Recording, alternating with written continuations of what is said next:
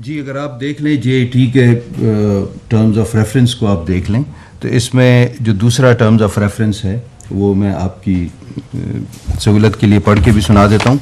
اس میں لکھا ہوا ہے کہ to identify and bring the culprits to book in accordance with the relevant laws and cause presentation of challans in the concerned courts. اس کا مطلب یہ ہے کہ جی آئی ٹی کو مکمل اختیار دیا گیا ہے کہ جو بھی وہ آئیڈینٹیفائی کرتے ہیں اکاؤنٹس یا پرسنس ان کے خلاف قانون کے مطابق سخت سے سخت کارروائی جو بھی قانون کے نیچے اویلیبل ہے وہ کی جائے فوری طور پہ. یہ بتا دیں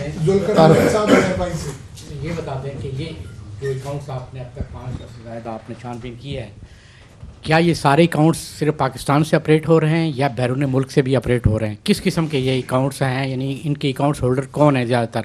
وہ میڈیا سے تعلق رکھتے ہیں یا پھر سوشل ایکٹیوسٹ ہیں؟ Thank you. میں بتاؤں جی جی. یہ جو اکاؤنٹس ہم نے آئیڈینٹیفائی کیے ہیں ابھی تو یہ پروسیس جاری ہے. جو جے آئی ٹی کا مینڈیٹ ہے وہ 2 ویکس کا ہے, فی الحال 2 ویکس میں ہم رپورٹ دیں گے. تو ابھی بڑا انیشیل پیریڈ ہے, ابھی ہم آئیڈینٹیفائی کر رہے ہیں اکاؤنٹس کو. بعد میں جب اکاؤنٹس کی آئیڈینٹیفیکیشن اور مانیٹرنگ کے بعد جب ہم اس کو علیحدہ علیحدہ کریں گے تب ہمیں پتہ چلے گا کہ اس میں کون کون لوگ انوالو ہیں. اور سائبر کرائم کے بارے میں آپ سب لوگ بخوبی جانتے ہیں کہ یہ کوئی اس کی کوئی باؤنڈریز نہیں ہوتی.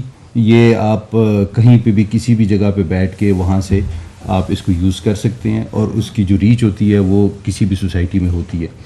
تو لہٰذا یہ ہم نہیں کہہ سکتے کہ یہ پاکستان کے اندر سے یہ ہو رہے ہیں, یہ ہر جگہ سے ہو سکتے ہیں اور اس میں ہر قسم کے لوگ شامل ہیں. بہت سے لوگوں کو, جیسے سر نے بھی کہا, پی ٹی اے کے ڈی جی صاحب نے بھی عرض کیا پہلے, کہ لوگوں کو پتہ نہیں ہوتا اور وہ انفارمیشن کی کمی کی وجہ سے بہت سی کمپینز کا حصہ بن جاتے ہیں, بغیر ویریفیکیشن کیے وہ انفارمیشن کو آگے بڑھاتے ہیں.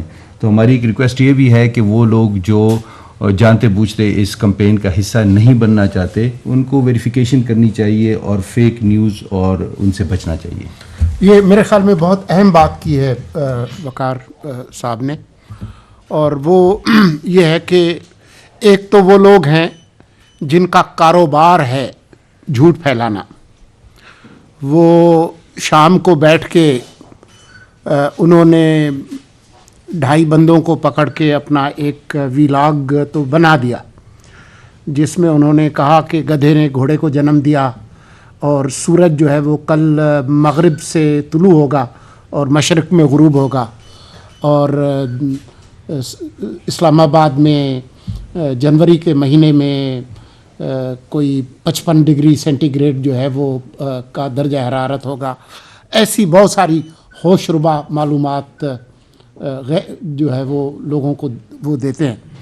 تو ایک تو وہ کاروبار ہے جس کی اپنی ایک پولیٹیکل اکانومی ہے, ان کے اکاؤنٹ میں ڈالر ضرور آ جاتے ہیں لیکن پاکستان کے عوام کو اسے کوئی فائدہ نہیں ہوتا. تو ایک تو وہ جن کا کاروبار ہے, لیکن وہ گھٹیا اور غلط معلومات جب آپ کے فون سیٹ پہ آئی تو ہم عوام سے یہی اپیل کرتے ہیں کہ وہ اپنے عقل کا استعمال کریں, اپنی سوچ سمجھ کا استعمال کریں اور اس کی تصدیق کیے بغیر آپ اس کو آگے نہ بڑھائیں. اور آج کے انٹرنیٹ ایج میں وہ اگر آپ کو وی پی این کا معلوم ہے تو آپ کو یہ بھی معلوم ہے کہ اگر آپ کے پاس کوئی معلومات پہنچی ہے تو اس کی تصدیق کرنے کے کون سے ذرائع ہیں, یہ بھی معلوم ہے. تو کوشش کریں کہ آپ کے پاس کوئی بھی معلومات لینڈ کرتی ہے تو آپ اس کی تصدیق کریں. جیسے ہم الیکشن کے قریب جائیں گے یہ جھوٹ اور بہتان تراشی اور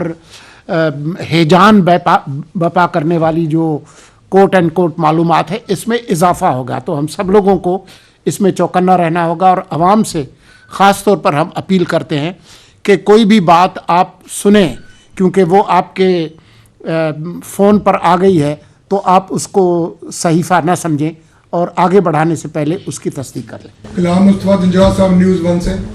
اچھا سر, ابھی آپ نے کہا کہ سوشل میڈیا کی باؤنڈریز نہیں ہوتی, کہیں سے بھی آپریٹ ہو جاتی, تو یہ جو اسپیسیفکلی مہم چلائی گئی ہے عدلیہ کے خلاف, کیا یہ اندرون ملک سے ہے یا بیرون ملک سے ہے؟